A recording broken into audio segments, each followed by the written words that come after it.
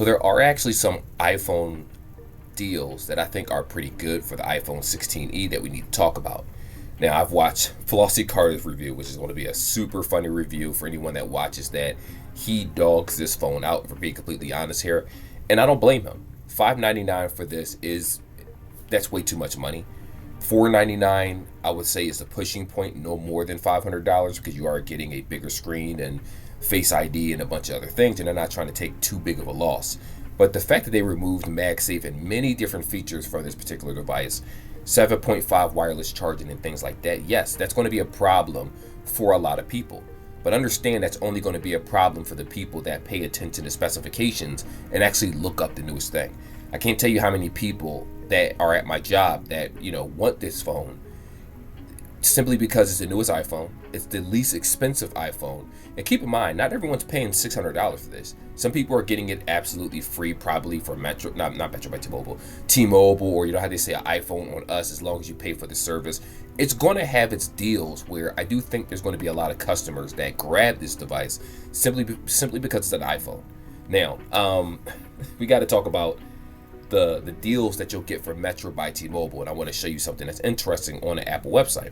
So first things first, in my original video, I said that this phone is going to be for people that are looking to save money.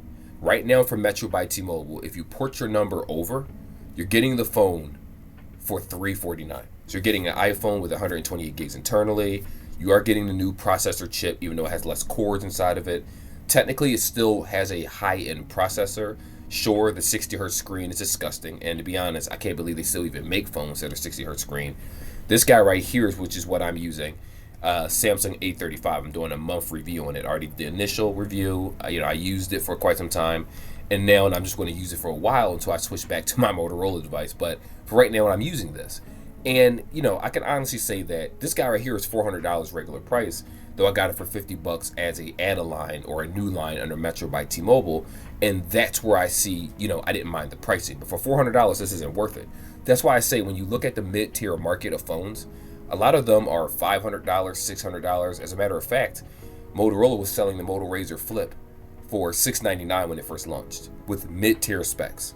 Yes, it had a nice 120 hertz screen on the inside, 90 hertz on the outside screen, but it's a low-end phone to the point where it couldn't even play Call of Duty Mobile without lagging because the ventilation, and it just was poorly optimized in a lot of aspects in that regard. But again, to each their own. So anyway, for a new line, this phone is $449. After you pay that fee, $75 for active for the first month plan, you're looking at about $450 plus $75, and then taxes and fees. If they waive activation, they do. Under $600, you're getting this with a brand new number for Metro by T-Mobile. In addition to that, you already know you can still do the Apple Care rather than go through the Metro by T-Mobile insurance also. I don't think that that's a bad deal, because I said before this shouldn't have cost any more than $500. And the fact that they dropped this phone this much to $449 initially means that they know that people are going to buy this prepaid iPhone. Now keep in mind, if you're in a contract, I don't expect you to go downgrade to a 16.8.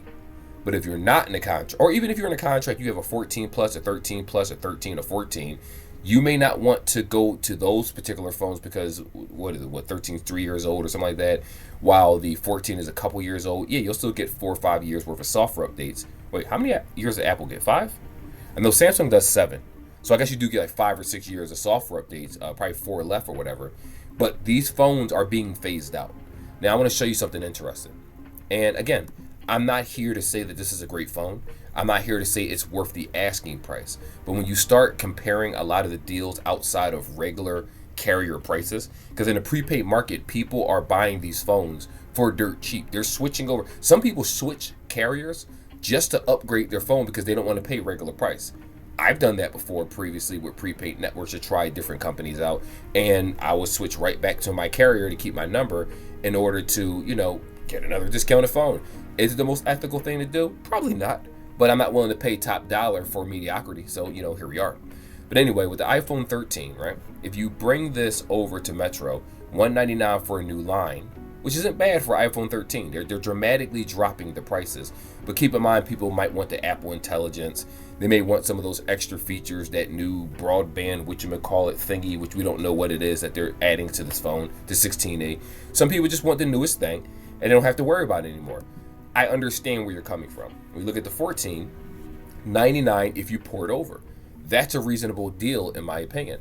And then when you actually click into the phone, a new line for a 14, which is $299, that's not bad. That's not bad at all. But some people, if they're going to have the notch, they're willing to sacrifice the camera if it means that their software updates with the Apple AI and things is included. And I do understand that. Not to mention the processor is going to run faster. And for me, when I had an iPhone 13, I tried it again probably a few months ago, sometime last year, it felt very sluggish compared to the last one I bought, which was the 15 Plus. I never get the Pro Max models because, to be honest, it doesn't do that much of a difference for me because Apple is very restrictive with their software. So I'm not an Apple user. That's why I go to Samsung. I've been sticking to mid-tier phones lately. I thought about getting the 13R, which is still considered high-end. But, in due time, I'm in no rush whatsoever. There are other things that I want to purchase. There are other reviews. And if you're seeing this is going to be on the channel soon. This is pretty cool. It has tons of different color features. It even changes the lights based on the, the music that you play. But, enough of that. Anyway, back to this iPhone situation. Yeah, they're cheap. And what I noticed with prepaid carriers is that when the iPhone dies out, like, there's no 14 you can't buy for Apple, they'll bring the 14 over to Metro by T-Mobile. And then when the 14 starts dying out and gets phased out, they bring the 15 and the 16. And at this point, we're at the 17 and 18 and 19. So that's why I say, they're going to make their money one way, shape, or form. But I always said that the iPhone SE is going to appeal to that person that wants to pay that $400-something for a first month. So again, if you're porting from Metro by T-Mobile, let's see if I can go back to the iPhone SE. Where is it? Give me a second, guys. Give me a second. Here we go. So if you're porting your device, you're paying $349. That is cheaper than what you would pay to buy the phone straight out, right? For a SE. Not everyone's going to like that deal. I think that's decent enough. That's almost half price. $350, yeah. A little more than half price, but like $100. You get the point. Half price would have been, how much is the phone? $269? I mean, $599? My math is terrible. $300 would have been the half price. Anyway, the point is $449 for a new number. You pay your first month bill. You walk out the store with a brand new iPhone under $600.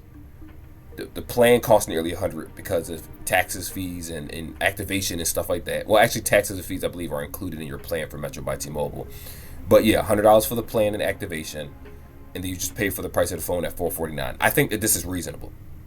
I think that this right here is reasonable, this $449 price tag. And I think a lot of people are going to be enticed and see this, and are going to purchase a phone based on that alone. Sure, they're missing a second camera. Sure, they're missing a bunch of other things. Sure, you're sacrificing a bunch of different things at this price point. But when you compare other devices, like for example, I'm an Android user, like I said. So what I planned on doing was, originally I was going to get the S24 FE for Metro by T-Mobile, and I was going to do like a new line of service or something and get it. And new line of service is $199, but I'm probably going to end up waiting for the S25 FE instead, depending on how I feel. We'll see. It's still a good phone, but we'll see. But the point is that there are better Android options out there for that $599 price tag, or that $449 price tag, or even that $349 price tag when it comes to porting. But for a person that may have had Apple their entire life, they're used to 60 hertz.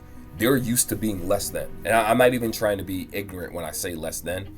What I'm referring to is that the base models for iPhones have 60 hertz, from my understanding. I didn't have the 16, but from the 15 and whatnot, they had the LCD, or I'm not even sure if it was OLED. Maybe it was. I don't remember. Probably not. It didn't look OLED. And, people were paying I paid $899 for that phone. I remember I bought it for my wife, the 15 Plus. It was $899 or something. And after taxes, it was $1,000 and $3. It was just way overpriced, no matter how you look at it. And to be honest with you, that's just Apple. The moment people decided to buy phones for $1,000, I don't see what you're complaining for anymore, because you paid for this. You allowed this to happen. I'm not gonna say I'm not paying. I paid like twice for a full price phone, And then I said I'm never doing that again because there's too many carrier deals to even do that. Like, I know T-Mobile, Verizon people, you're paying that monthly increment every month. God bless you for doing that. I'm not doing it. I don't see the value in this. But I can understand that if you get a phone for a particular price tag, nobody's paying regular price for this phone. The people that are paying $599, they're the suckers. Get them out of here. But for everybody else not paying $599 for the 16E, they're getting it for cheaper carrier deals. Now, let me see if let's see, Cricket Wireless. Let's see what Cricket is selling it for, because I honestly don't even know if they have the phone. I would assume that they do. So let me go to smartphones and see if they have any deals for the 16E, if they got it yet. Razer, doesn't look like it. 15, 16 Plus, 16 Pro. Do they have 16E? Yeah, here we go. Okay, so Cricket isn't giving any deals for the 16E. That you're just getting charged regular price, and that's pretty much it. But yeah, it's understandable. Metro does seem to be the one that's giving the deal currently right now, and it's not a bad deal. I think it's worth the asking price if you can get an iPhone for under $500, and so you could be with the ecosystem. Some people want to buy cheap, affordable watches, or they might just go to a pawn shop, or a family member might give you their watch if they upgrade, and you'll have an Apple Watch for dirt cheap, whether it's an SE, whatever model. And you'll get the full experience with the AirPods and all those features. Sure, you're missing a couple things, but again, as a average consumer, I use cheaper phones on a regular basis. This thing right here, it runs Call of Duty, the Samsung A54, A35 5G. It runs a lot of stuff, but it's not the ideal phone. But there is a person out there that will be complacent with this, especially for the price tag for prepaid carriers, and they'll have nothing to worry about. If we're talking about $599, I wonder what people do. Why I'm stuttering. This isn't even scripted, and I'm kind of just. I felt so disgusted at the same time that this phone is $600 that I lost my train of thought, even though I'm trying to be positive in the video. But to each their own. Like I said before, I don't agree with the price tag, but I do understand that it is competitive when you look at the market of Android devices, because Apple's Apple. A lot of Apple users never used Android. They don't know anything about Android. They don't know anything about nothing. File management, it's basically a walking USB device without having to sync a thing. And it's a wonderful experience. But if you don't know what you're doing and you want the safe bet, people stick to Apple. It's not a bad price tag when you look at the prepaid carriers. Regular is a different story. And believe it or not, and I forgot to mention this part now in the video, if you trade in your phone, right, and I mentioned this before, and I was like, please don't make me turn into a full Apple. If you trade in your SE Generation 2, you get $50 off. If you trade in your SE Generation 3, you get $100 off. People that still got iPhone 13 minis, y'all like mini phones, you're getting $200 off. So the phone drops down to basically $399 instead of $599. So that's why I say, depending on what it is that you're getting, you can. I don't know who's going to trade in a Pro Max for this. That's insane to me. Maybe you have a Pro Max and something's wrong with it, and you trade it in and you get that $630 off. But I don't think the average person's going to end up trading the 15 plus, this and that. No, this is more so for the people that are trading in 11s.